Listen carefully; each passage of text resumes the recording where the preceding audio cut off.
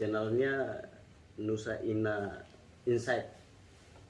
Ini nama channelnya Nusa Ina Insight. Keren. Jadi penting wawasan-wawasan untuk kita, terutama generasi muda, teman-teman mahasiswa terutama.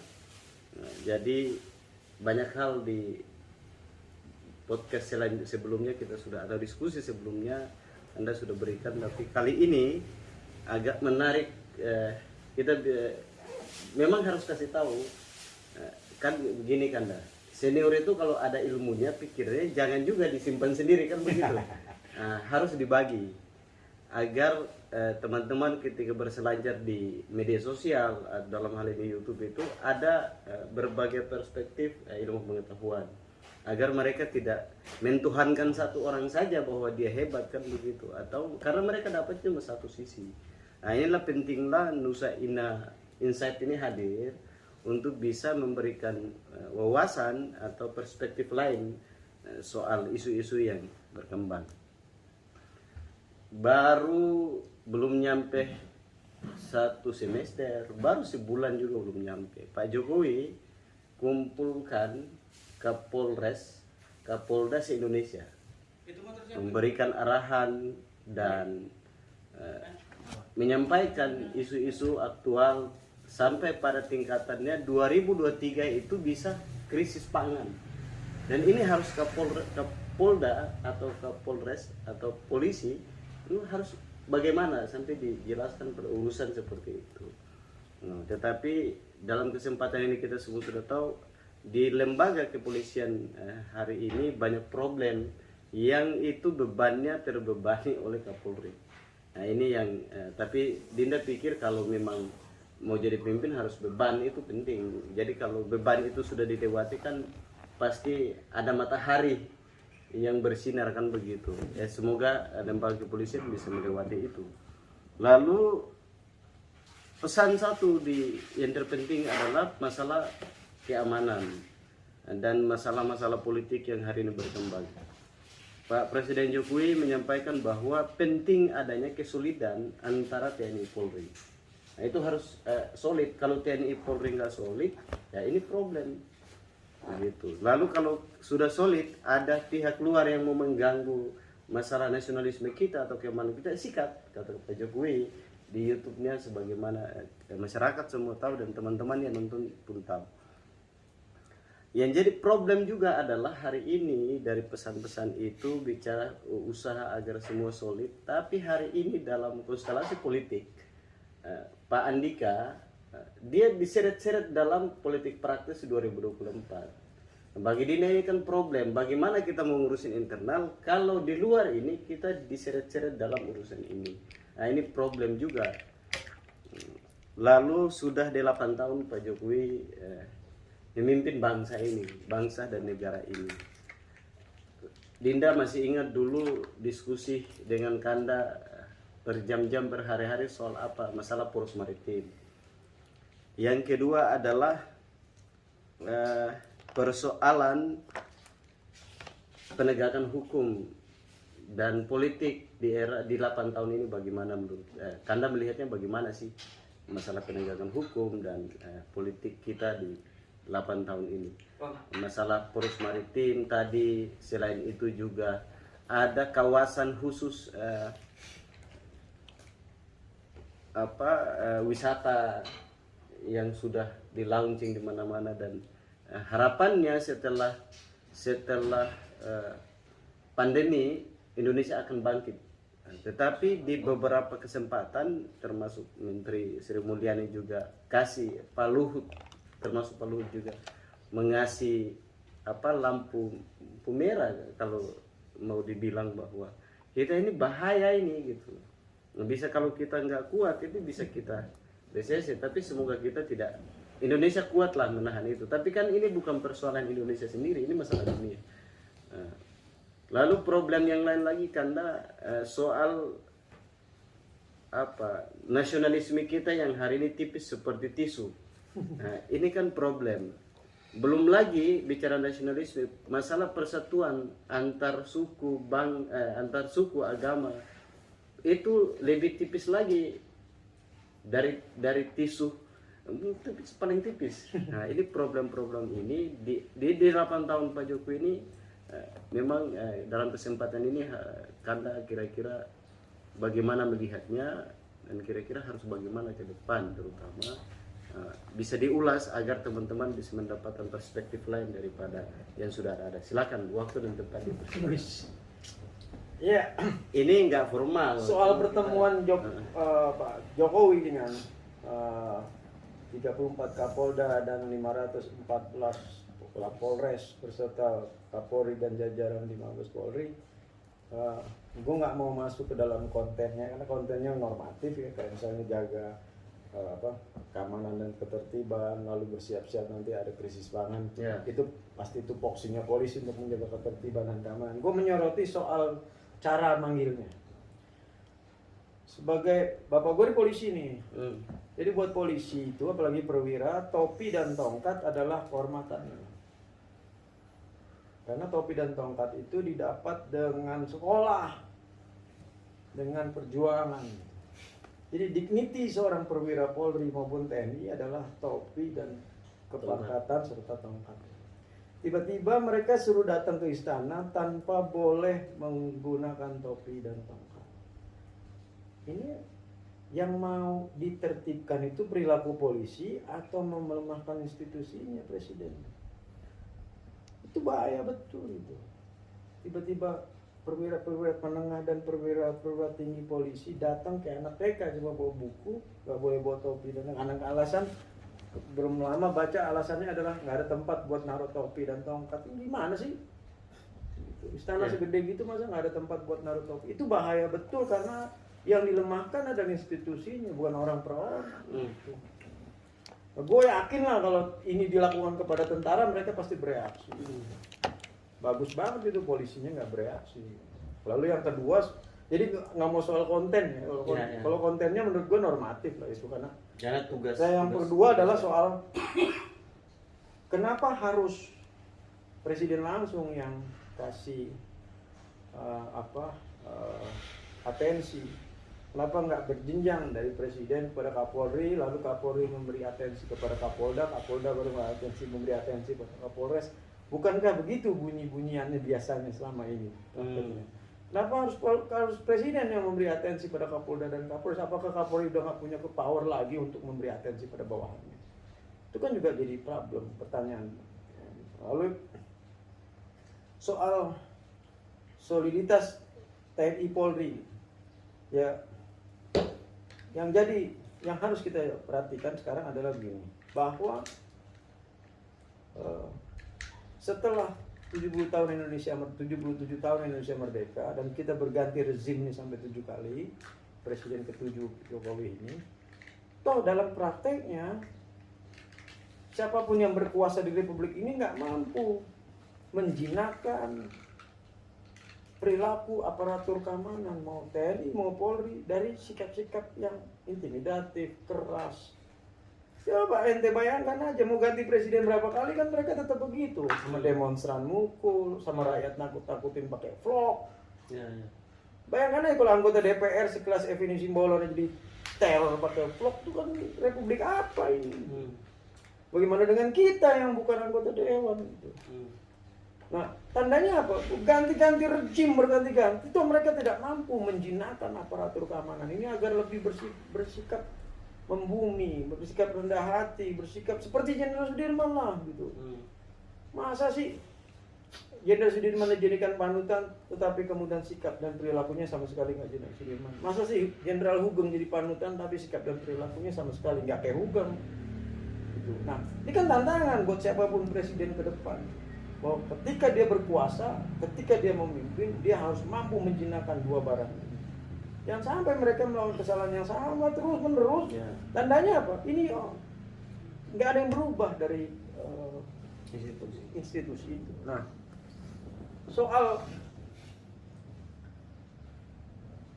ada Sri Mulyani ke siapapun, ada yang ngomong petinggi-tinggi Republik ini ngomong bahwa tahun 2023 gelap, 2023 akan mengalami. Lo kalian memimpin buat apa? Digaji lagi. Kalian malah meneror rakyat dengan statement-statement itu. Yang kita harapkan kan gini, ada prediksi tahun depan gelap, tapi mari bersama-sama kita hadapi. Ya itu baru gitu. Siap-siap ya tahun depan gelap. Lo ente buat apa jadi pemimpin? Kita ini kayak ditakut-takutin sama pemimpin sendiri. Kalau situasi berat ya, bagaimana caranya agar kalian ketika berkuasa menghadapi situasi gelap itu, kita mau berkhidmat dalam barisan yang sama dengan kalian. Tunjukkan itu, sehingga tunjukkan bahwa kalian layak untuk dapat dukungan kita untuk menghadapi masalah 2023 yang katanya gelap gulita itu. Jangan malah nakut-nakutin rakyat. Itu kan nakut-nakutin rakyat, tahun depan gelap, yang resah. Lalu apa? Kita gimana tahun depan? Kan kayak gitu-gitu rakyat. Nah, kalian yang jadi pemimpin buat apa? Mau ngapain kalian pemimpin kalau kalian cuma ngasih tahu tahun depan gelap lalu nggak ada solusi. Nggak ada solusi apa-apa. Tadi apa lagi tuh? Setelah Ya hari ini kan Pak Jenderal Andika ya. Oh, kalau soal dia diseret-seret dalam kalau soal Andika gini, kan proses kepemimpinan kita ini kan dari banyak pintu, dari partai politik bisa, dari tentara bisa, dari polisi bisa. Itu untuk membuktikan bahwa proses kepemimpinan, rekrutmen kepemimpinan kita itu dinamis gitu, boleh siapa aja boleh. Iya. Nah, bahwa Pak Andika misalnya kemudian didorong untuk menjadi wakil presiden atau presiden, itu kan normal aja gitu. Dan itu nggak ada masalah karena Iya, November besok beliau pensiun, dan gak gara-gara beliau pensiunan tentara lalu kehilangan hak politik, kan kita juga harus fair. Yang jadi pertanyaan ini kan maksudnya beliau masih menjabat, harusnya ditunggu dulu kan kira-kira dulu. Loh, masih lama kok. Kan tahun November ini Pak Andika pensiun, pemilunya juga masih 2024. Jadi biarin aja. Kecuali pemilunya kemarin. Pemilunya bulan Oktober, lalu November Pak Andika baru pensiun. Nah, itu mungkin baru menurut kita sebuah kecelakaan. Tapi kalau November yang akan depan ini Pak Andika pensiun dan pemilunya 2024, ya nggak apa-apa sih, nggak masalah. Tidak terganggu lah soal bagaimana kepentingan politik internal TNI Polri atau di internal TNI sendiri. Enggak lah, lembaga paling solid di Republik ini kan TNI. Kita percaya bahwa mereka tidak terganggu soal kinerja berkaitan dengan isu-isu politik bahwa panglimanya akan jadi Wapres atau presiden. Jadi nggak sama sekali terganggu. Jadi kita percayain aja, tapi apakah ada partai yang nanti meminang atau enggak, itu kan proses politik berikutnya. Kalau gue sih berpikirnya biarin aja, Pak Andika mau nyalon apapun ya silakan aja. Atau dia dicalonkan oleh siapapun, kan itu hak warga negara, dicalonkan dan mencalonkan gitu. Nggak ada problem ya. Nggak ada problem, dan nggak ada pengaruhnya juga sama konsolidasi internal gitu kan.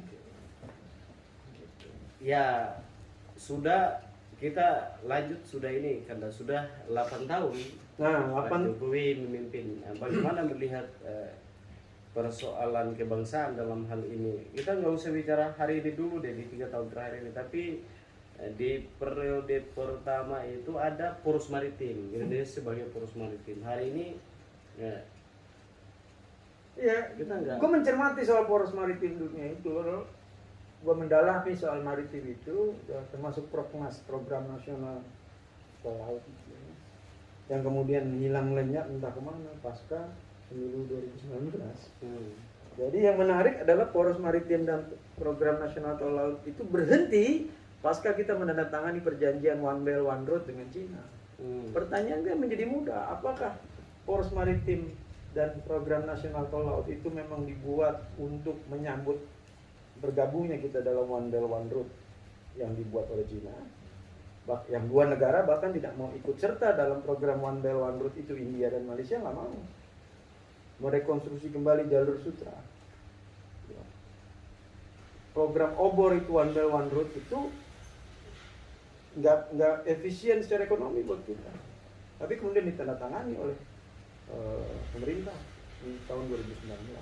Nah, sejak itu kan hilang program nasional tol laut dan poros maritim itu.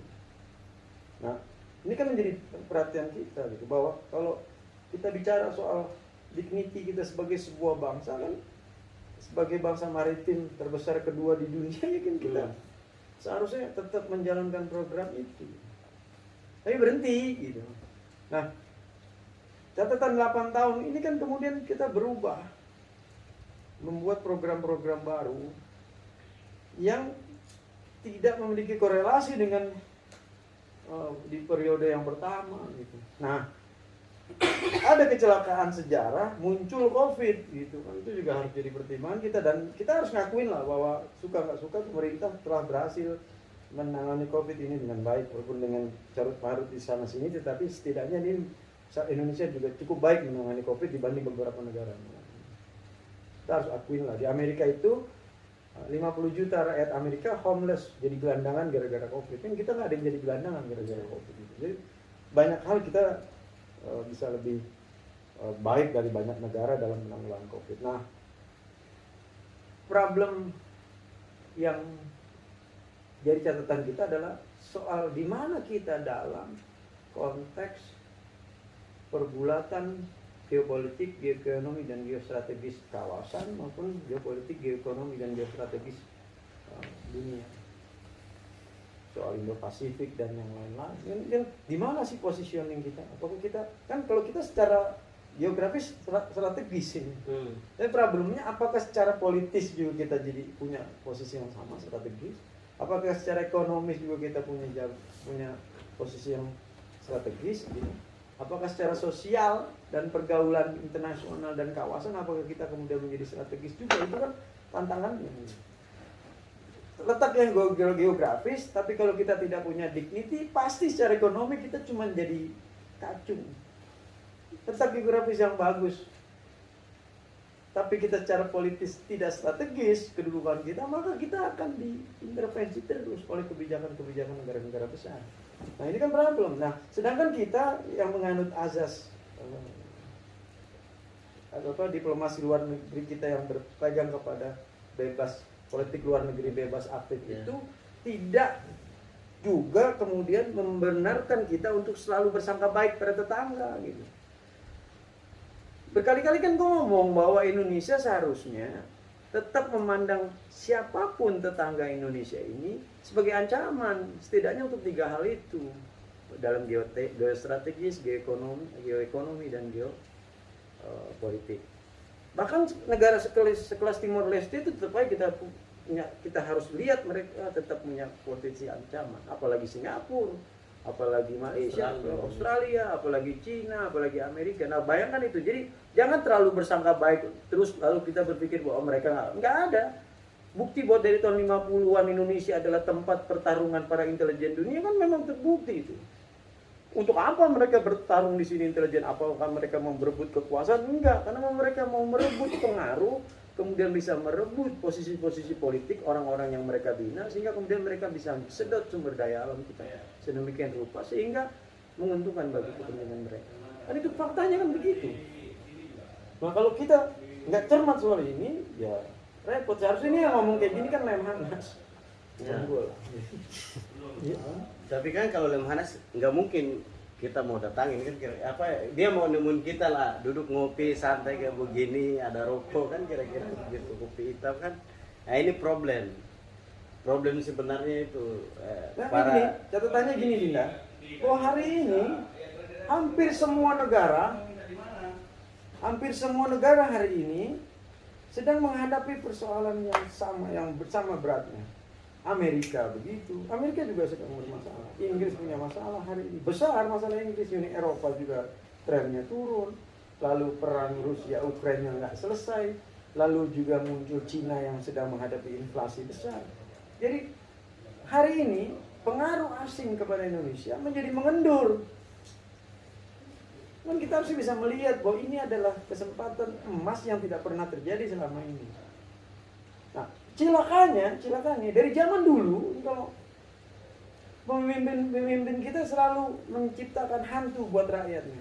Jangan, kita nggak boleh anti Amerika, kita nggak boleh anti Cina. Nanti mereka menjauh, nanti kita diisolasi, nanti kita diembargo. Pertanyaan kita, siapa yang mau embargo Indonesia? Negara dengan begitu banyak sumber daya, manusianya itu 270 juta, lalu sumber daya alam yang kelihatan di dalam tanah, di dalam laut sampai ke atas. Lalu kita berada di pusat perniagaan, pelayaran niaga yang paling ramai di dunia yang namanya Selat Malaka. Kita punya begitu banyak sumber daya, negara mana yang mau mengisolasi kita? Negara mana yang mau embargo kita? Hantu itu justru diciptakan oleh orang-orang Indonesia sendiri, pemimpin-pemimpin Indonesia sendiri. Seakan-akan kalau kita nggak nurut sama asing, kita akan dijauhi. Persyaratan itu semua gitu. Nah, gue pernah nulis beberapa bulan lalu, tulisannya adalah bangsa tanpa dignity, bangsa tanpa harga diri. Nah, ini soal kepemimpinan. Kita harus ngakuin lah bahwa pasca reformasi sampai hari ini, yang kita lahirkan dari pemilu-pemilu yang ultraliberal ini hanyalah para penguasa politik, bukan pemimpin. Oh, kan dari sebelum jauh. Tadi kan kita ini selalu dihantui oleh pemimpin bangsa kita sendiri. Harusnya mereka bagaimana? Harusnya. Untuk dan atas nama dignity dan kehormatan bangsa, kita harus berani mengatakan tidak kepada siapapun yang dianggap merugikan wilayah kepentingan Republik ini. Dan kemudian jangan, kalau kita usir Freeport itu nanti Amerika marah, nanti kita digugat, kita dijauhi, kita diembargo, nggak ada perusahaan asing mau investasi. Nggak ada urusan. Venezuela juga melakukan nasionalisasi perusahaan-perusahaan asing, digugat menang. Bolivia, Evo Morales lakukan hal yang sama. Masa sih negara dengan begitu harga diri yang katanya besar ini, yang direbut kemerdekaannya dengan cara yang heroik, kok nggak punya kehormatan untuk... Salahnya begini, karena apakah salahnya ini di Pak Jokowi atau ada memang kelompok-kelompok yang selama ini memang kerjanya menakut-nakutin rakyat dan para pemimpin kita yang terpilih. Nah, kalau kita begitu. Gini loh, pemilu kita ini kan pemilu berbiaya tinggi. Pemilu berbiaya tinggi mensyaratkan masuknya modal besar. Siapa pemilik modal? Adalah mafia-mafia. Mafia-mafia ini nasionalis kan? Enggak, jelas dia mafia kok. Dia punya jaringan ke Amerika, dia punya jaringan ke Cina, dia punya jaringan ke mana-mana. Nah, uang mereka masuk dalam proses pemilu yang mahal ini. Investasi mereka di situ. Maka siapa pemimpin politik yang dihasilkan lewat pemilu itu pasti akan ikut genderang permainannya para mafia. Itu masalahnya di situ. Disandera karena uangnya ikut masuk. Siapa yang bantah pemilu kita ini berbiaya tinggi sehingga uang mafia masuk serampangan dari mana aja? Coba bayangkan ya kalau pemilu atau pilkada, dari mana uang itu berputar begitu besar? Uang siapa berputar begitu besar? Apakah uang para politisi? Enggak lah. Politisi itu kalau bisa ngambil uang, kok bukan ngeluarin uang. Ada satu pertanyaan Ihsanuddin Nursi kepada Akbar Faisal dalam vlognya, itu gue tertarik ketika Bang Ihsanuddin Nursi nanya, partai punya uang nggak? Ya ada tapi nggak banyak. Caleg-caleg punya uang nggak? Enggak. Kok ada uang besar dalam pemilu? Itu kan kacau itu. Dari mana sebenarnya sumber uang itu? Itu pertanyaan yang menarik untuk dijawab. Gitu. Jadi bukan orang per orang. Ini kita menganut sistem demokrasi keliru. Yang dalam vlog yang sebelumnya gue bilang, ini membawa bangsa ini ke kehancuran total. Makanya gue lebih berpikir nggak usah pakai partai demokrasi kita. Demokrasi musyawarah mufakat yang bersumbu kepada peran tokoh adat dan tokoh ulama, tokoh agama di tempat masing-masing. Contoh, berapa Maluku punya kuota untuk anggota DPR selama ini? 17. Ya pilih 17 putra terbaik Maluku untuk berangkat ke Jakarta menjadi wakil Maluku. Siapa yang milih? Tokoh adat dan tokoh agama. Selesai perkara. Gak ada anak Jawa lagi muncul dari dapil Maluku. Nah, disiram sana. Nggak ada lagi. Itu kan. Nah, kan yang meniscayakan ada anak Jawa yang nggak pernah nginjek Maluku atau wilayah mana, misalnya di luar Jawa, tiba-tiba jadi caleg dan jadi. Ini kan yang melakukan praktek ini partai politik. Ya. Nah, kita serahkan, take it for granted, tanpa reserve kita serahin semua ke partai politik. Yang ini akibatnya kok. Catatan gue soal partai politik adalah mereka bukan bagian dari perubahan manapun di Republik ini. Mau bukti? 1928 nggak ada mereka, 1945 nggak ada mereka, 1965 nggak ada mereka, 1998 nggak ada mereka. Clear, bahwa partai politik bukan bagian integral dari perubahan Republik ini. Mereka yang harus kita rubah. Apalagi masalah TKI kita yang disiksa, partai diam-diam saja, atau itu bagaimana itu kalau coba? Ya karena menurut mereka itu kan isu-isu kayak gitu nggak strategis. Mereka lebih senang akrobat. Bayangkan aja pemilunya masih 2024 udah koalisi-koalisi. Ini kalian ini partai politik atau pemain sirkus? Akrobat-akrobat, pemilunya masih lama gitu. Rakyat masih rakyat masih mikirin sesuatu yang lebih penting daripada pemilu, tiba-tiba kalian koalisi-koalisian. Ini apa sih kalian dimain apa gitu? Pemilunya selama kayak pemain sirkus gitu. Yang paling cerdas di antara partai-partai itu memang akhirnya cuma Megawati kan, cuma Megawati yang memikirin soal koalisi-koalisian kan. Pada akhirnya kan kita lihat nih, namanya PDI, karena PDI pikir ada waktunya gitu, bukan sekarang, pemilu masih 1,5 tahun lewat, tiba-tiba orang udah koalisi-koalisian gitu. Ya ini kan sistem pemilihan umumnya sudah terlalu liberal, mutlak mensyaratkan pada suara terbanyak. Gue yakin lah tentara dan polisi, terutama mereka yang masih cinta Republik ini juga berpikir hal yang sama, bahwa ada ancaman terhadap integritas dan ke masa depan Indonesia ini akibat sistem demokrasi yang ultraliberal itu. Ancaman besar bahwa kita akan hancur kalau kita terus menggunakan sistem ini. Oke, catatan 8 tahun Pak Jokowi. Jadi soal sumber daya alam tadi ya, itu bunyi saya nggak usah baca sih karena di pasal 31 ya, 33 Undang-Undang Dasar kita itu udah jelas bunyinya dan aturannya udah jelas.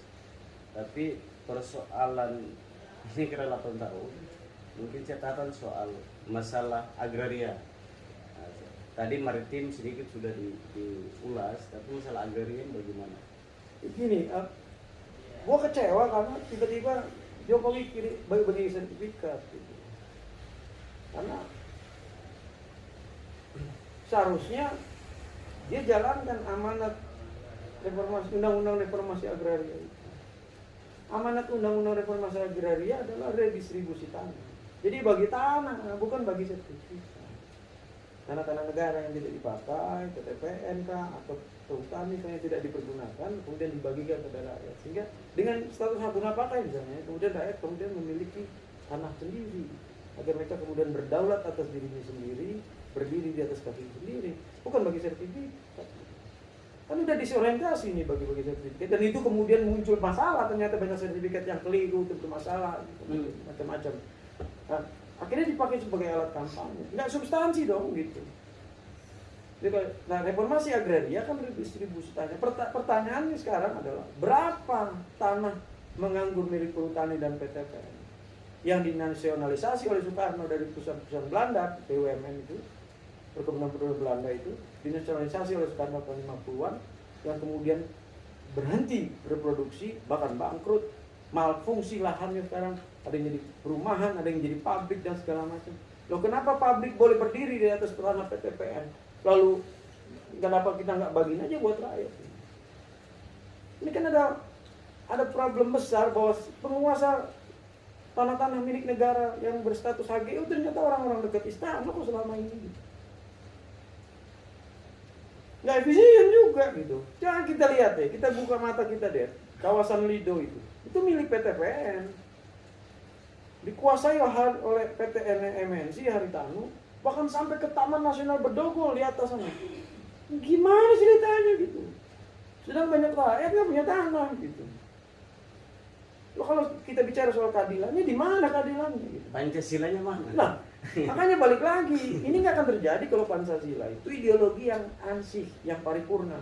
Ini karena ideologinya yang disebut sebagai ideologi oleh para petinggi negara ini, itu adalah barang yang nanggung, ya diputer-puter untuk kepentingan mereka aja. Gitu.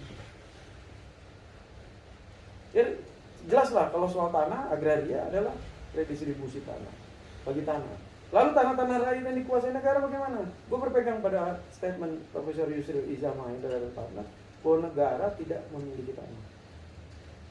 Negara hanya menguasai tanah. Bukankah di zaman Orde Baru tanah bisa diambil sepihak oleh ABRI saat itu?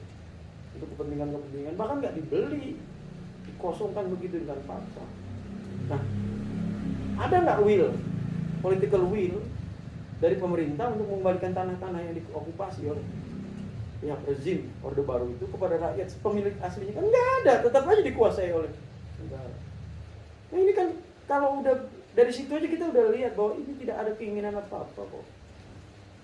Tidak ada keinginan yang substansial soal kebutuhan rakyat akan tanah dan mengembalikan tanah itu kepada rakyat yang sah, legal, hak memiliki tanah. Tanah aja udah begitu problemnya. Bagaimana air kan kira-kira begitu. Hari ini negara, kalau ada nggak negara punya perusahaan air itu? Mineral kan? Nggak ada. Pesantren ada. Ini kita bicara tanah, belum bicara apa namanya, bicara air ya. Nah, ini problem. Air gimana tuh? Coba lihat. Iya, Lihat masalah. Contoh gini bisnis lah ya, air. kalau kita jalan dari Jakarta menuju Sukabumi misalnya, Bogor menuju Sukabumi, itu kan semua pabrik air mineral.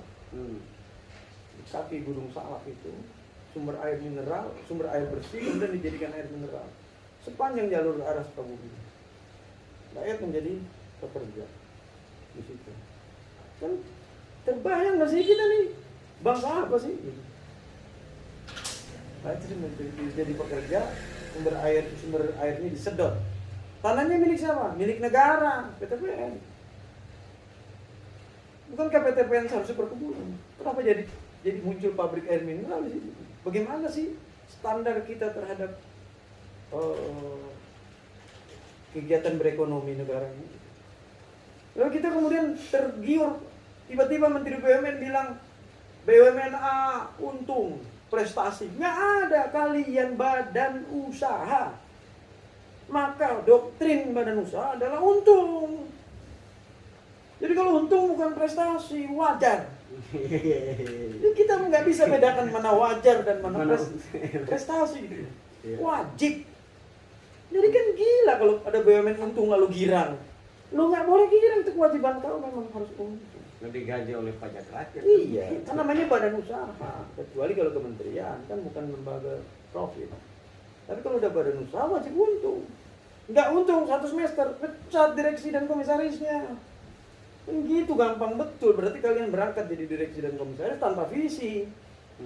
Kan clear tuh, gampang betul. Yakin deh kalau perusahaan swasta, direksi sama komisarisnya gagal 1 semester bikin untung perusahaan, ini dipecat pasti. Kok negara ini baik betul? Taruhlah sekarang. Apa karena relawan-relawan nih? Sama komisaris dan gini bang, lihat PLN ya. PLN itu kan rugi terus kalau saya nggak salah itu, gimana? Dalam catatan 8 tahun Pak Jokowi ini.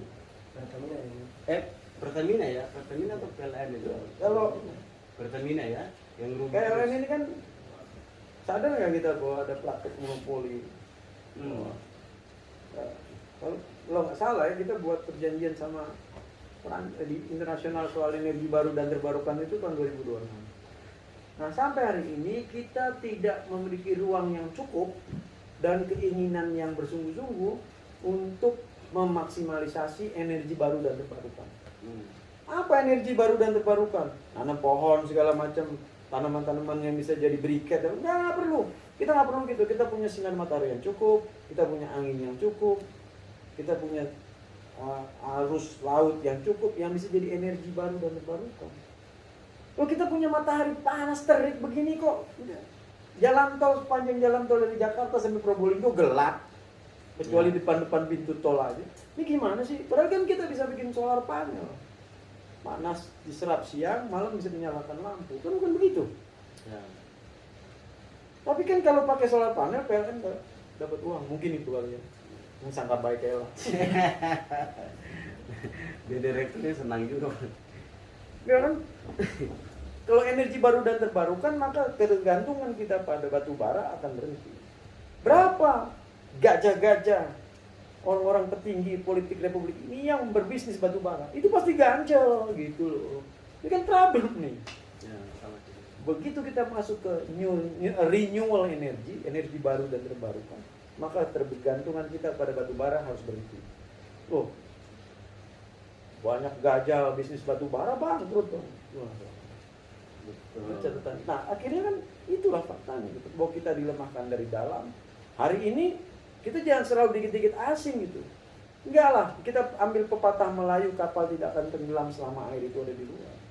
Kapal Tidak akan tenggelam selama air itu ada di luar. Kapal akan tenggelam kalau ada yang membawa air itu masuk ke dalam. Nah, kita nggak akan tenggelam sebagai sebuah bangsa kalau bangsa kita tidak ada yang mengajak orang asing ikut masuk acak-acak di sini. berarti problem. Clear ya? Clear. Jadi problem kita hari ini juga masalah nasionalisme, karena masalah nasionalisme kita hari ini belum tuntas, dia tipis seperti tisu tadi. Masalah persatuan kita ini karena kalau dipinjam pepatah tadi mungkin karena orang-orang yang tadi dibawa masuk ke dalam Makanya gue untuk salah satu bilang, agenda mereka untuk merusak. barang siapa yang pernah mengambil dari negara ini walau 1 rupiah, maka dia kehilangan hak memimpin republik ini. Clear kan? Kalau mau nyari pemimpin buat 2024 itu macam apa? Kalau ada pemilu ya, kalau ada pemilu. Kalau ada. Jangan orang yang pernah ambil 1 rupiah. Pasti nggak ada.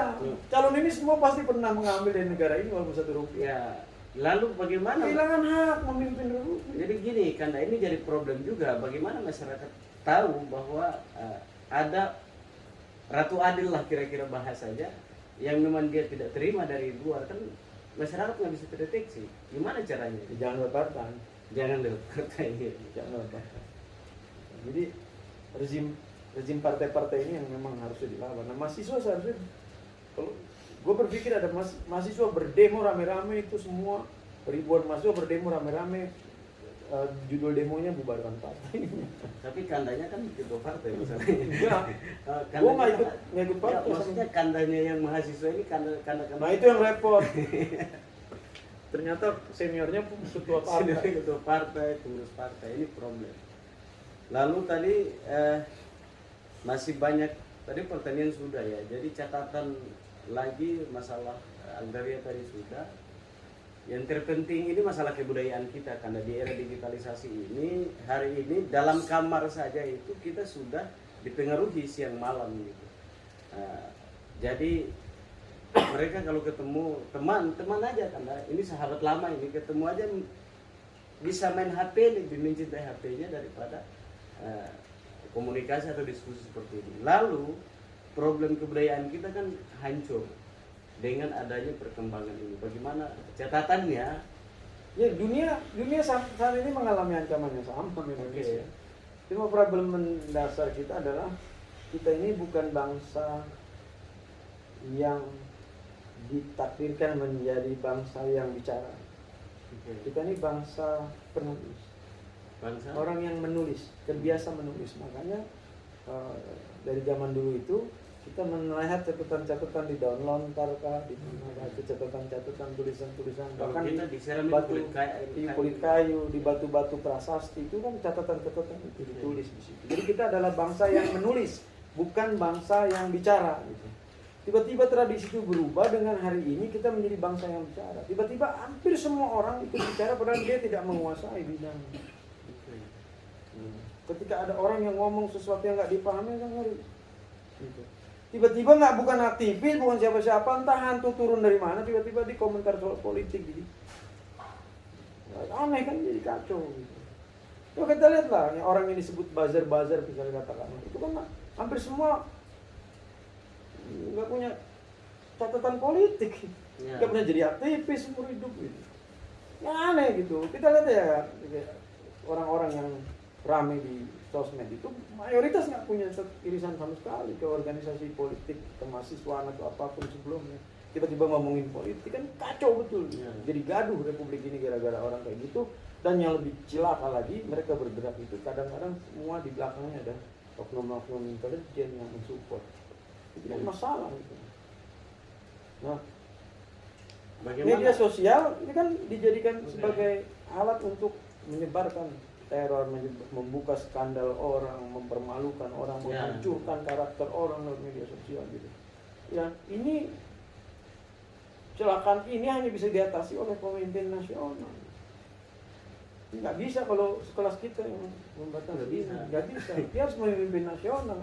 Kalau pemimpin nasionalnya mau nikmati situasi ini lain lagi ya. Gitu. Oke, tadi menarik. Nanti ketika teman-teman yang lagi nonton diskusi kita catatan buat 8 tahun Pak Jokowi ini, tadi menariknya buzzer dan lain sebagainya, ini ada intelijen yang ada di belakang. Gimana masyarakat atau teman-teman yang lagi nonton atau mendengar diskusi kita ini bisa tahu itu bahwa ada supporting dari belakang itu soal. Makanya gini loh ya, ini kan kita pertama baca, kemudian diskusi, konsolidasi baru aksi. Hari ini kan teman-teman mahasiswa konsolidasi langsung aksi, nggak baca, nggak diskusi. Apalagi Nah, aplikasi. baca dan diskusi adalah cara kita mengetahui. Contoh misalnya gini, si A muncul tiba-tiba ngomong soal politik. Orang ini langsung ketahuan kok irisannya kemana. Kalau nggak ada irisannya berarti dia ada pihak yang mengorganisir dia dari belakang. Kan celaka betul tiba-tiba stand up misalnya ngomongin soal politik. Ya, Akhirnya kan betul. kepleset. Betul. Itu fakta. Iya, karena ini bukan domain lo ngomong itu gitu. Pasti orang yang lebih paham soal politik banyak. Kenapa kau yang ngomong? Kau stand up yang lucu aja udah gitu. Gak usah ngomongin politik, bikin vlog segala macam. Udahlah, nggak bisa gitu. Nanti kacau kalian tiba-tiba ngomongin politik, ngomong kebijakan. Padahal di belakang ada sponsor. Ini kan kacau itu. Ini masalah yang harus kita hadapi. Kalau gue sih nggak terlalu rasa sama buzzer ya, karena menurut gue buzzer ya zaman dulu juga udah ada. Gitu. Cuma bedanya dulu medianya itu pamflet, gitu kan. Sekarang medianya media sosial. Dan celaka juga kalau kita nih minta buzzer untuk ngerti isi dari yang dia sebar. Ya. Karena buzzer tidak diminta untuk mengerti, dia hanya menyebar. Jadi kalau kita tiba-tiba minta buzzer, tolong menjelaskan, ya nggak mungkin lah, ini ngaco juga gitu. Bisa berantem itu di kolom komentar. Iya, jadi gue pikir ya biarin aja kalau buzzer mah itu niscaya lah dalam politik. Hoax itu kalau kita nyebut dalam politik kan propaganda hitam. Tiba-tiba politisi takut hoax, jangan jadi politisi gitu. Pimpin arisan aja. Arisan ya. Hmm. Cocok jadi arisan. Iya kan, masa politisi takut sama hoax. Oke. Kalau ada propaganda hitam terhadap dia takut, oh gimana kan politik tuh akan terjadi yang kayak gitu-gitu, fitnah, lalu skandal dibuka. Menarik adalah ketika banyak politisi, contohnya misalnya ketakutan skandal dia yang agak gelap itu ketahuan. Ya kalau mau nakal jangan jadi politisi. Kalau ya kan, betul. atau kalau jujur, kalau mau lo jujur, tapi kan nggak mau jujur, mau kelihatan kayak malaikat palsu gitu. Dan itu banyak sih. Oh iya, kita negara ini hancur karena malaikat palsu. Karena di Republik ini setiap pergantian rezim hari ini sampai hari ini sebenarnya seharusnya kalau Dina berpikir begini, mantan presiden harusnya mensupport presiden yang ada. Karena kita bicara soal kemaslahatan bangsa dan negara. Harusnya sebagai mantan, saya sebagai anaknya mantan, atau saya sebagian daripada rezim sebelumnya, harusnya kita saling support. Dalam urusannya adalah kepentingan bangsa dan negara. Tapi dalam catatan kita baca mulai dari Orde Baru sampai hari ini, tidak ada sepertinya urusan-urusan seperti itu. Padahal kan mereka punya tanggung jawab besar. Gitu. Nah ini bagaimana? Akhirnya yang bingung siapa? Karena masyarakat yang bingung. Iya, karena politiknya terlalu liberal, medianya juga liberal, dan kemudian memberi ruang untuk gesekan-gesekan politik yang nggak perlu sih. Media kita liberal, oh suka nggak suka mayoritas media publik sudah diselenggarakan dengan cara yang paling liberal, yang kadang-kadang mengangkangi hak konstitusional warga negara. Media bisa dipakai kok, media publik itu bisa dipakai untuk menghancurkan karakter orang.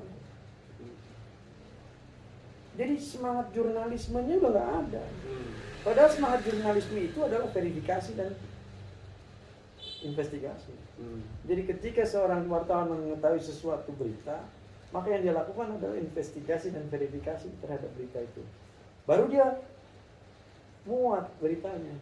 Ini kan enggak, dapat berita langsung muat. Padahal dari pemberitaan yang dia muat itu ada hak konstitusional orang lain yang dirugikan oleh berita yang didapatkan tadi. Lalu bilang, ya gunakan aja hak jawab. Hak jawab gimana? Iya kalau masyarakat itu melek hukum. Kalau yang enggak melek hukum kan pasti dia hanya merana, dia menjadi korban dari upaya penghancuran karakter yang dilakukan oleh jurnalis-jurnalis yang tidak memiliki pengetahuan jurnalisme dengan lengkap. Makanya dalam banyak hal gue selalu mengajak kawan-kawan, kalau kau mau jadi wartawan, datangi beberapa wartawan senior, cara menulis, cara menjadi wartawan. Referensi gue hari ini, karena wartawan senior juga banyak yang nggak ada, referensi gue sekarang adalah kepada Bang Yusmadi Praja, mantan wartawan harian Indonesia Raya dan Kompas, orang yang cukup layak untuk kita mintai pendapat dalam ilmu jurnalisme. Jangan kemudian kita zaman dulu masih ada Dia, dulu ada Rosian Anwar, dulu masih banyak jurnalis-jurnalis senior macam Bang Mahfud Junaidi, Mas Ariel Haryanto. Tapi kan hari ini udah mulai berkurang, ya kita yang tersisa ya kita datangin gitu. Cuma wartawan-wartawan itu kan nggak mau belajar dari yang tua-tua. Ya. Kemudian menjadi wartawan copy paste. Ada 5-6 berita isinya sama semua gitu, seragam. Jadi dapat copy paste itu bukan wartawan, kalian juga tulis. Gitu. Atau misalnya ada keterangan pers dari lembaga negara apa, lalu mereka tetap masukin, langsung munculin. Oh, kalian menjalankan tugas-tugas humas, itu bukan wartawan. Gitu. Oke, di catatan 8 tahun terakhir sangat miris sebenarnya kita lihat orang kalau calon kepala desa aja kan harusnya verifikasi dari syarat-syarat semua udah jelas. Kita kalau bagi Dinda ini musibah kebangsaan kita, itu seorang Presiden Republik Indonesia Pak Jokowi sampai ijazahnya dibilang palsu kan, kira-kira begitu. Nah, ini kalau sudah seperti ini apa yang terjadi atau apa? Kenapa sih harus begini? Ada korelasi nggak dengan orang-orang yang tadi kalau pakai istilahnya penumpang yang dibawa datang ke untuk dengan kepentingan politik itu, apakah ini ada korelasi untuk menghancurkan kepala negara atau mengganggu atau bagaimana? Gini, gue nggak mau, bukan kapasitas gue bilang ijazah itu asli atau palsu, bener nggak ijazahnya palsu atau bener nggak ijazahnya asli. Nah, gue nggak punya kapasitas dan source yang cukup untuk soal peristiwanya aja kan. Nah, tapi bahwa KPU pernah kebobolan, kita harus ngakuin gitu. Bahkan ABRI aja pernah kebobolan. Ini gue kasih satu contoh ya. Ada seorang bupati mantan pensiunan kapten tentara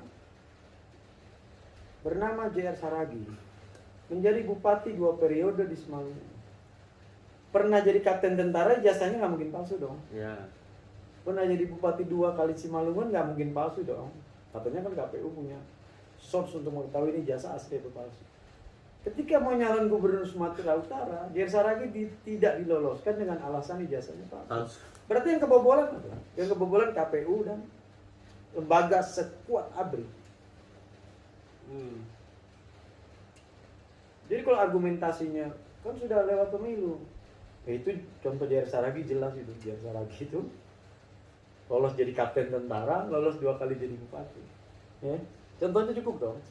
Nah, bahwa kalau benar bahwa itu palsu, maka ini kecelakaan. Kalau nggak benar itu jadi fitnah. Makanya ya buktikanlah secara hukum. Tapi kita nggak bisa menyatakan, membantah sesuatu yang disampaikan oleh orang kepada presiden misalnya tidak lewat fakta hukum. Sama seperti nggak bisa juga kita menyerang presiden atau siapapun yang jadi pejabat publik tanpa fakta hukum. Kan menjadi fitnah. Ini kan pelajaran penting. Iya. Bahwa kita juga harus menghormati. Kalau memang punya bukti silakan lakukan gugatan, tidak menciptakan opini-opini kan gitu. Gugatan, silakan nanti dibuktikan dalam fakta persidangan. Oke, terakhir ini agak sedikit menarik karena semua problem kebangsaan kita karena di Jakarta karena hampir urusan ini urusan bupati, ini urusannya gubernur. Tapi selama ini kalau kita lihat di media sosial terutama dan gerakan-gerakan jalanan, ini semua dibebankan kepada seorang presiden.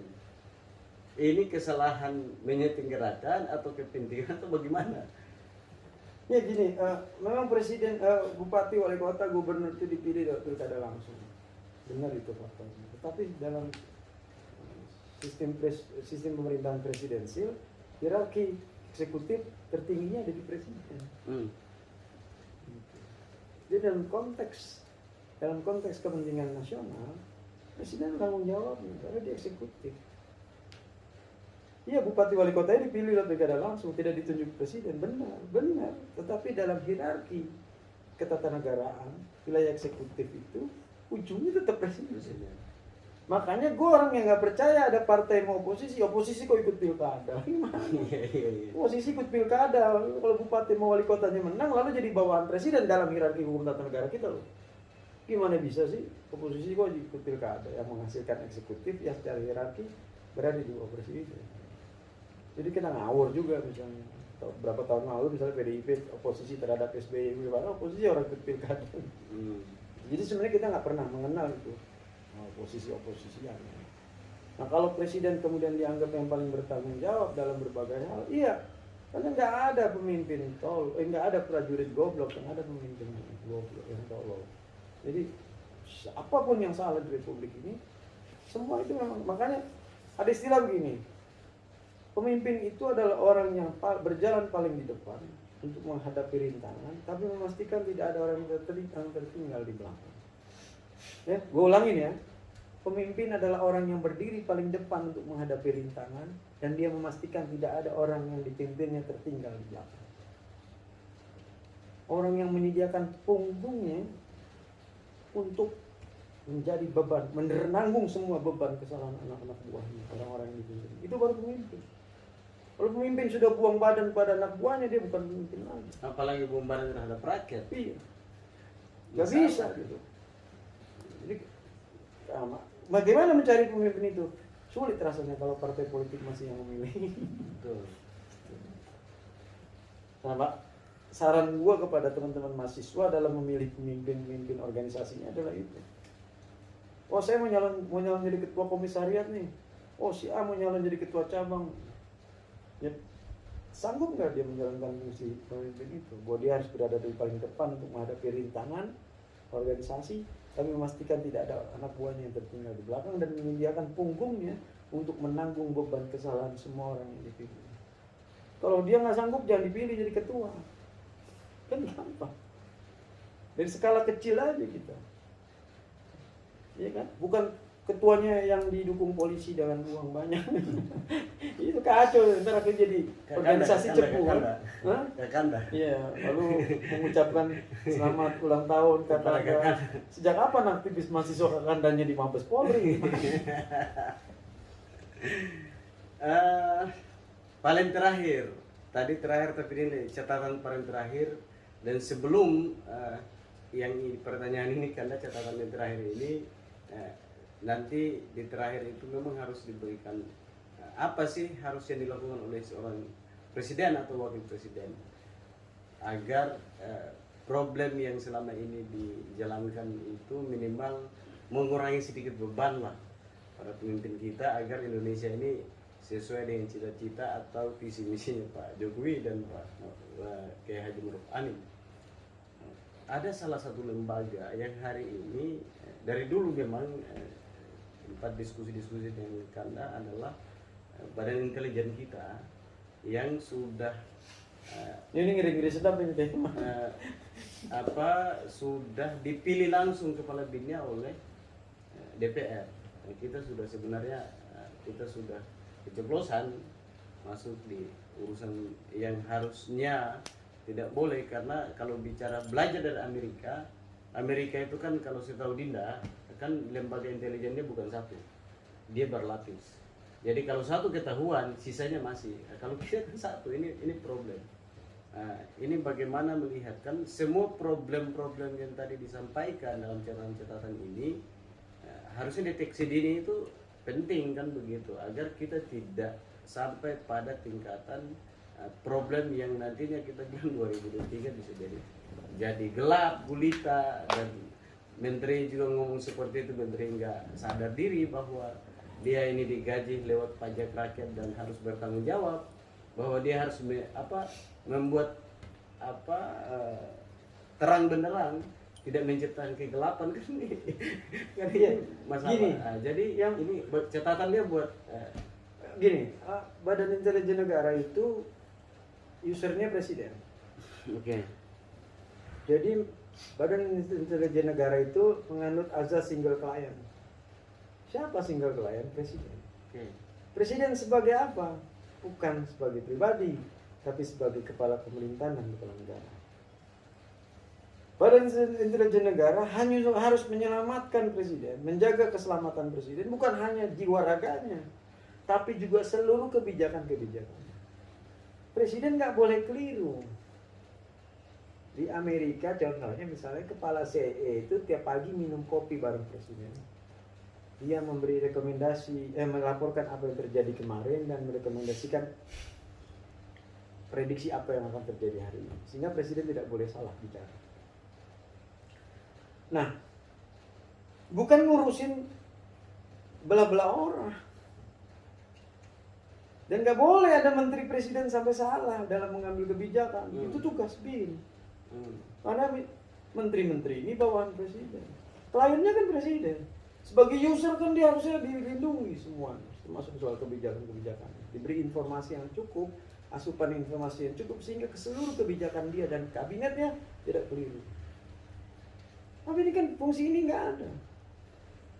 Gue koreksi tadi bahwa Kepala BIN tidak dipilih oleh DPR, dia hanya di fit and proper, oleh DPR. Yang menunjuk Kepala BIN adalah Presiden. Kepala BIN adalah jabatan politik.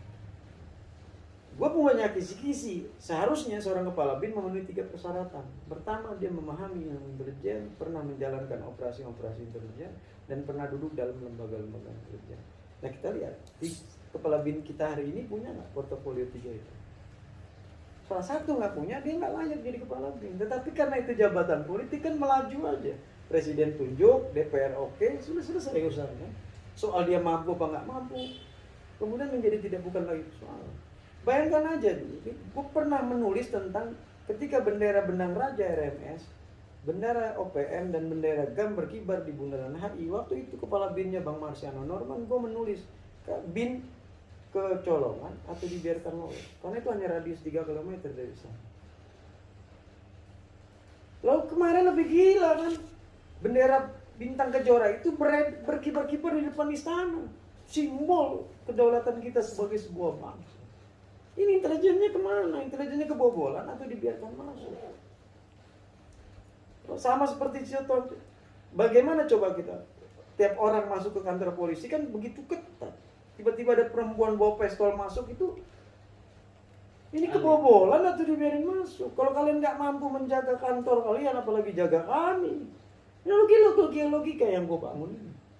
Lalu apa tugas kalian sebagai intelijen? Nah, itu pertama. Yang kedua adalah gue koreksi juga tadi bahwa BIN itu bukan satu-satunya lembaga intelijen. Kalau ada BAIS, Badan Intelijen Strategis, TNI, BAIS, lalu ada intelijen polisi, Intelkam, lalu intelijen kejaksaan, ada intelijen bea cukai, Kementerian Pertahanan, Polhukam, ada BSSN, Badan Cyber dan Sandi Negara. Jadi sebenarnya banyak intelijen kita ini. Nah, yang kita nggak punya adalah NID, National Intelligence Direction, Panduan Intelijen Nasional. Kita belum punya sebenarnya. Itu udah gue tulis sejak lama bahwa kita nggak punya NID. Jadi kalau lo buka Kompasiana ada tulisan gue itu menalar Badan Intelijen Negara. Itu gue tulis sekitar 2 atau 3 tahun atau 4 tahun yang lalu. Kalau Dinda nggak salah itu 4 tahun lalu. 4 tahun lalu gue tulis ketika Sutioso berganti menjadi Budi Gunawan. Nah, gue menulis di situ keterbutuhan kita pada NID itu, National Intelligence Direction. Jadi panduan intelijen nasional kita nggak punya panduan. Nah, karena kan orang jadi buat sosokan aja ya, gitu. Lalu juru bicara BIN bilang kita sudah menyusup ke Taliban. Ngapain ente ke Taliban? Apa pentingnya gitu? Jagain presiden. Dari mana? Dari kebijakan-kebijakan yang keliru. Jagain kabinetnya. Tugas kau bukan masuk ke Taliban. Apa urusannya kalian masuk ke Taliban? Ini ngawur-ngawur itu. Mas Wawan tolong dikoreksi juga Mas Wawan itu nggak. Tapi sekarang udah gak muncul. Iya, nah, ya kayak gitu-gitu gitu. Jadi supaya dan jauhilah intelijen itu dalam permainan-permainan politik taktis yang kemudian hanya memecah belah. Itu juga harus menjadi catatan. Ya. Bahwa kalau ada yang nanya, mana buktinya? Loh, mau cukup bukti ini gue kasih tahu ya, satu bukti yang paling mutakhir. HTI itu dideklarasikan di IPB Bogor tahun 86 kalau nggak salah. Dan dari tahun 86 dia udah bicara soal khilafah Islamiyah. Ya. Dan bukan organisasi underground HTI itu, di bawah, di atas tanah dia, dari kampus ke kampus terbuka. Ya. Lo tahu baru 2019 negara bilang HTI bahaya karena mau menyebarkan ajaran khilafah. Lalu dari tahun 80-an ke tahun 2019 intelijen kita di mana tidur? Kan kacau jadinya gitu. Kenapa baru tahun 2019 barang itu disebut bahaya gitu. Khilafah Islam ini kan mainan intelijen. Siapa yang bisa membantah bahwa intelijen main juga di kelompok kiri, ex-PKI dan yang lain-lain, dan bermain dengan kelompok-kelompok agama termasuk Islam dan lain-lain. Ini kan bandul politiknya selalu dikendalikan oleh intelijen sejak dulu ya. Dari zaman dulu. Dan satu hal lagi itu karena tadi terlewati sebenarnya masalah keamanan. Yang tidak jadi berpikir bahwa dari dulu kayak OPM, RMS, terus GAM gitu. Ini kan udah jelas pimpinannya siapa, atau tokohnya siapa, pengikutnya di mana, bagaimana, kan udah jelas tuh. Apalagi kerja intelijen kan harus sudah tahu itu. Tapi setiap periode ke periode ini ada terus. Jadi gini, enggak dalil diperlakukan tidak adil. Sikap yang tidak adil, masyarakat, satu komunitas masyarakat yang diperlakukan tidak adil, mendapatkan intimidasi dan teror, tidak diberi dalil untuk bisa melepaskan diri dari republik ini. Cilaka kalau gara-gara dalil itu orang boleh merdeka. Besok ada orang Kalimantan Tengah diperlakukan nggak adil, lalu bisa bikin kayak OPM gitu. Ini nggak boleh. Jadi udahlah, jangan main-main, tumpas saja. Iya, makanya kita punya pusat teritorial TNI. Ini cukup lah untuk mengcapture di mana itu KKB, kelompok KKB itu bersembunyi, tumpas aja. Nggak usah mikirin ham. Menurut gue ada berapa kejahatan yang tidak berlaku ham itu. Pertama, korupsi dia nggak berlaku. Jadi kalau orang korupsi nggak pakai ham-haman, sikat, matiin aja. Yang kedua, narkotika. Mau dia jenderal, mau siapa, sapo, ampun, nggak ada. Yang ketiga, kejahatan kemanusiaan, seksual dan kemanusiaan, nggak ada ampun itu, hukum mati. Yang keempat, separatis. Jadi kalau kita toleran sama empat itu, ya kiamat lama-lama gitu. Karena efeknya mereka itu ada hak asasi manusia yang lain yang tercederai. Lalu kita bicara soal hak orang-orang itu nggak ada.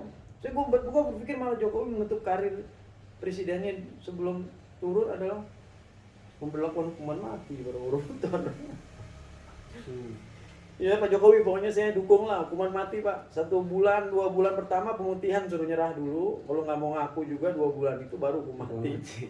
Ya kan, pemutihan yang mengaku tidak dihukum tapi kemudian dicopot dari jabatannya. Pemutihan kan? Jadi nggak efek jerahnya ada. Iya. Setelah tenggat waktu 2 bulan misalnya katakanlah habis ya diberlakukan hukuman mati. Gitu. Saya dukung lah gitu. Dan yang kayak gitu-gitu harus dimulai gitu. Kalau enggak gimana? Oke, terakhir catatan pesan buat terutama adalah kepala BIN, yang kedua adalah karena jantungnya Indonesia ada di situ, jantung informasi dan pertahanan. Yang kedua adalah Pak Kapolri atau Pak TNI Polri, pimpinannya, dan terakhir kepada Pak Presiden dan kabinetnya. Itu closing statement lah. Enggak, kalau atau catatan terakhir buat gue kan nggak punya kapasitas memberi pesan, tapi gue buat catatan aja. Catatan, biar ya, menjadi catatan. Mungkin Kepala BIN. Sorry karena ini kan yang kita lakukan adalah rasa cinta dan terhadap bangsa dan negara kita. Jadi kalau kita nggak cinta, ngapain kita marah-marahkan begitu? Jadi itu paling logika paling sederhana adalah orang tua dia marah anaknya karena dia sayang, kan kira-kira begitu. Dalam pertemanan juga seperti itu. Ini kita lakukan untuk negara kita sendiri. Oke, catatan terakhir Kanda buat. Catatan terakhir kalau untuk BIN ya, jauhi kegiatan-kegiatan politik taktis para agen BIN. Yang cawe-cawe urusan politik taktis yang kemudian menciptakan pembelahan-pembelahan yang tidak mampu dipersatukan kembali, ini berbahaya betul. Dan maksimalkan saja tugas kalian ya sebagai sebuah lembaga yang menjaga presiden, keselamatan presiden, bukan hanya jiwa raga tapi juga kebijakannya beserta kabinetnya. Kalau soal TNI Polri ya yang paling yang jadi catatan gue ya soal perilaku yang kasar, keras dan lain-lain itu yang harus dirubah gitu. Karena kan itu dia nggak pernah dicontohkan oleh Pak Dirman, nggak pernah dicontohkan oleh Pak Hukum. Bagaimana kalian nyontoh dari siapa? Kalau ada tentara bikin vlog nakut-nakutin rakyat atau polisi mukulin rakyat itu, kalian ini nyontoh Pak Hukum atau nyontoh siapa? Atau kalian nyontoh Pak Dirman atau nyontoh siapa? Itu kan harus kita tanya itu kalau benar Pak Dirman dan Pak Hukum adalah panutan dan teladan. Lalu yang kepada Pak Presiden ya, catatan gue ya, ini jalan berat gitu, jalan berat. Kita udah lolos satu hal soal COVID, tapi akan ada hal berat lain yang soal impact ekonomi pasca COVID. Dua negara-negara besar aja terancam kolaps hari ini. Gitu. Nah, sebaiknya sih Pak Presiden itu mengajak kita untuk berdiri dalam barisan yang bersatu sama-sama, bukan kemudian hanya memberitahu kepada masyarakat bahwa tahun depan gelap loh, tahun depan gelap Bapak di mana? Gitu kan. Jadi kita ini bangsa yang dengan tingkat daya tahan sangat luar biasa. Dan itu diuji oleh waktu, oleh zaman, oleh masa, bahwa bangsa kita ini sudah berkali-kali dihajar sedemikian rupa sehingga kita tetap bisa survive. Tadi ilustrasi gue adalah Amerika kena COVID aja 50 juta orang homeless, kehilangan rumah. Kita kan nggak ada yang menjadi gelandangan gara-gara COVID. Segala kritik dan diskursus terhadap kebijakan, gue pikir itu bagian yang niscaya dalam sebuah proses demokrasi gitu. Jadi nggak usah juga takut, nggak usah juga khawatir atau apa gitu, atau dikit-dikit main tangkap atau menyerahkan buzzer untuk menghabisi orang yang mengkritik gitu. Itu menjadikan kekuasaan Pak Jokowi menjadi semakin lemah. Bukan memperkuat, itu malah menjadikan lemah, dan itu menciptakan dendam politik yang akan terakumulasi suatu waktu. Bahwa bangsa ini kan nggak pernah nggak pernah bisa diprediksi sikap perilakunya. Kalau kita buka kamus bahasa Inggris, mengamuk itu orang Inggris aja nggak berhasil menerjemahkannya menjadi bahasa Inggris gitu. Jadi kalau kita lihat mengamuk bahasa Melayu itu amuk tetap bahasa Inggrisnya di kamus, karena saking bingungnya untuk mendeskripsikan mengamuk itu orang Melayu itu. Nah, itu harus kita perhitungkan ya, Pak Presiden juga harus perhitungkan itu, supaya rakyat juga kemudian merasa mendapatkan rasa keadilan dalam bernegara dan berbangsa. Kritik dan diskursus itu kan bagian yang niscaya dan harus dilindungi atas nama apapun gitu. Dan aparatur juga jangan terlalu overacting, ada orang kritik kemudian dihajar gitu. Banyaklah orang-orang yang kritik yang membangun sebenarnya, jadi nggak usah khawatir juga. Kalau ada orang yang menyerang pribadi atau menggunakan cara-cara yang nggak benar, itu silakan aja. Tapi kalau orang-orang yang mengkritik dengan elegan, jangan diapa-apain gitu. Nggak usah dianggap sebagai musuh, anggap aja sebagai masukan. Jadi rileks kita berbangsa ini kan. Merdeka kan harus bahagia kan kira-kira begitu. Iya, mana ada orang merdeka merengut. Oke, terima kasih, itulah catatan pada kesempatan ini 8 tahun. Semoga jadi masukan, kritik ini jadi masukan, dan semoga ke depan kita berharap bangsa ini, Indonesia tahan resesi lah ya, kira-kira bisa melewati itu. Kuat lah, masih bisa ngutang bayar kontrakan. Masih bisa itu. Jadi saya pikir problemnya kalau kita sama-sama dan betul-betul kita jadi warga negara atau para pemimpin yang tidak pesimis, saya pikir pasti kita bisa melewati semua itu. Tapi kalau kita hanya bilang gelap tapi karena nggak ada solusi, ini masalah, dan masalah itu harus diselesaikan, bukan dijadikan beban kepada rakyat. Sekian, sampai ketemu di konten-konten selanjutnya.